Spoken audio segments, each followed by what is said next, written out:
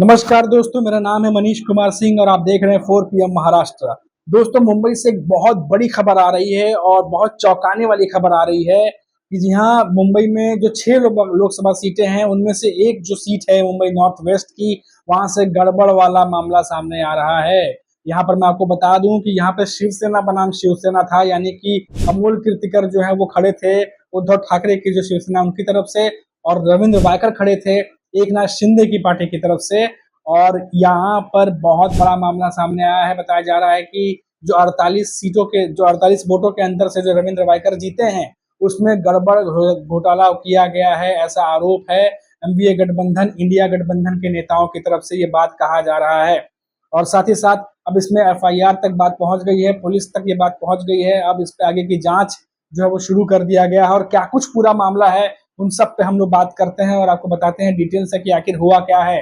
तो मैं आपको बता दूं कि ये एक ऐसी सीट है मुंबई में, टोटल महाराष्ट्र में टोटल 48 लोकसभा सीटें हैं, उसमें से 6 जो है वो मुंबई में है। और उन 6 में से ये एक ऐसी सीट है जहां से हमेशा कोई ना कोई बड़ा चेहरा उतरता है, मुंबई नॉर्थ वेस्ट की सीट।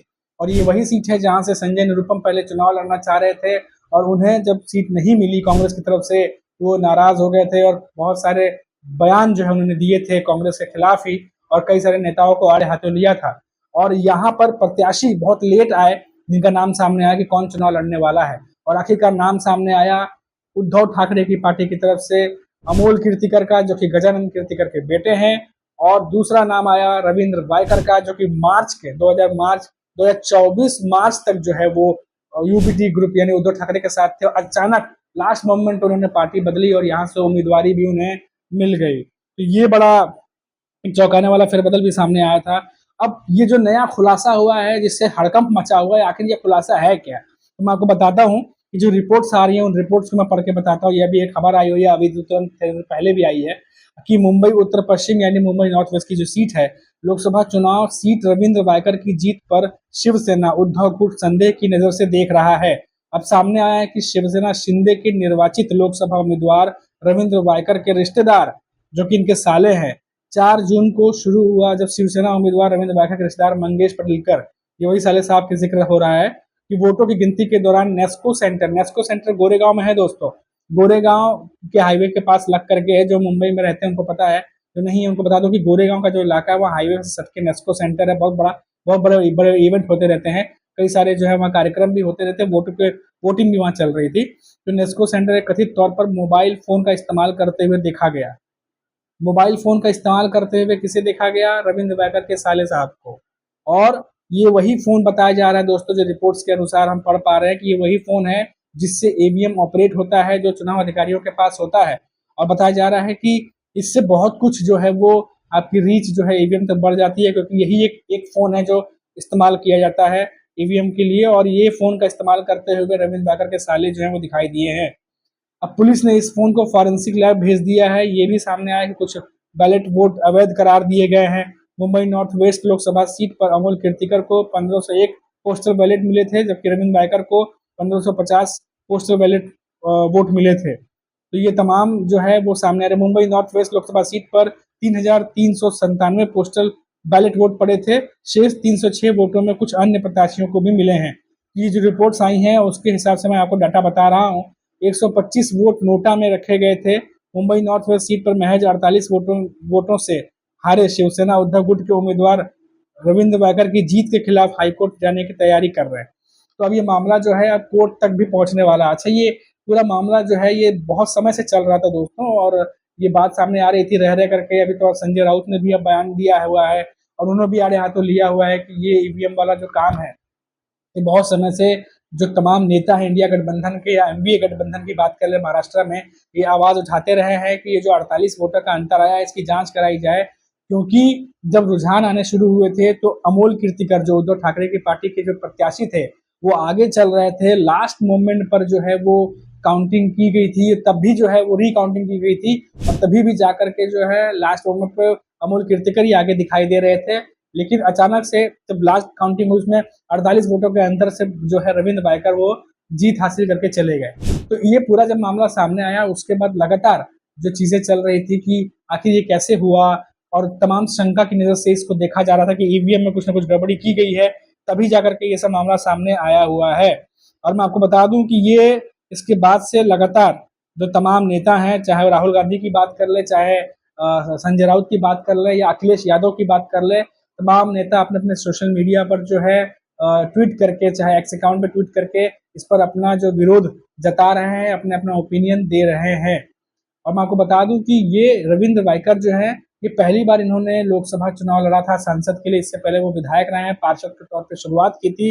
और ये लास्ट मोमेंट पे, जब मुंबई नॉर्थ वेस्ट की जो सीट थी, यहाँ पर उद्धव ठाकरे ने सबसे पहले अपना प्रत्याशी जो है वो सामने लाया था, अमोल कीर्तिकर को। अमोल कीर्तिकर जो है वो मौजूदा सांसद उस समय थे, गजानन कीर्तिकर के बेटे थे। गजानन कीर्तिकर जो थे वो एकनाथ शिंदे की शिवसेना में चले गए थे, और अमोल कीर्तिकर वो उद्धव ठाकरे के साथ ही उनकी पार्टी में रह गए थे। तो इस बार उद्धव ठाकरे ने उनका नाम आगे किया था कि आप जाइए मुंबई नॉर्थ वेस्ट से चुनाव लड़िए।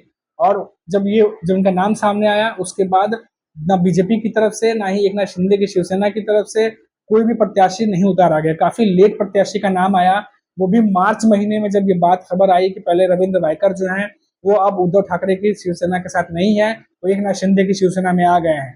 अब इसके पीछे कई सारे बातें सामने आई कि इन पर दबाव डाला गया, बहुत सारे केसेस में इनका नाम था, तो उसको लेकर के भी बातें हुई थी।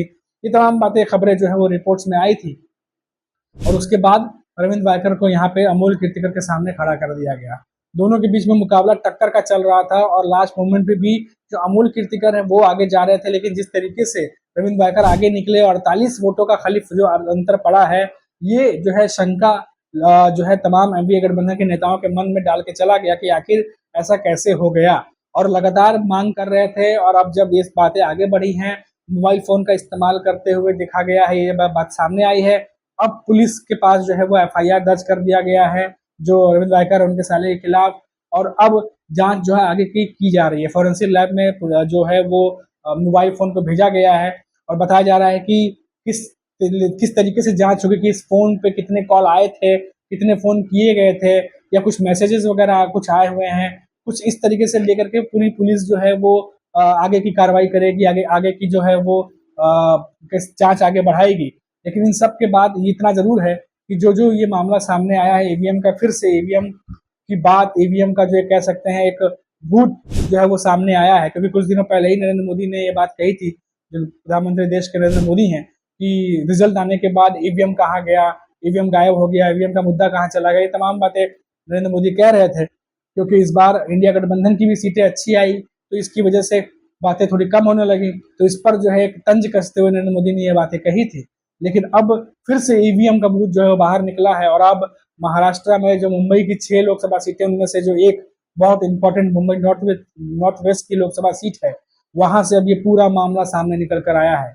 अब इस पर जांच चल रही है, बहुत ज्यादा खबरें आई हुई हैं, और हालांकि इलेक्शन कमीशन की तरफ से जो अधिकारी है उन्होंने आके ये बोला भी है कि जो खबर आ रही है ये जो, क्योंकि इससे पहले मिड डे में खबर आई थी, जो यहाँ का मुंबई का न्यूज़पेपर है, उसमें कहा गया था कि ओटीपी के जरिए जो है ईवीएम को जो है वो कंट्रोल किया गया और वोटों की हेराफेरी की गई। इस तरह की कुछ रिपोर्ट्स आई थी कि ओटीपी को लेकर के, इसको यहाँ के इलेक्शन कमीशन के जो चुनाव अधिकारी हैं उन्होंने एक मीडिया बाइट में कहा है कि ये तमाम बातें गलत है, बेबुनियाद है, ओटीपी से जो है ईवीएम में हेराफेरी नहीं की जा सकती है।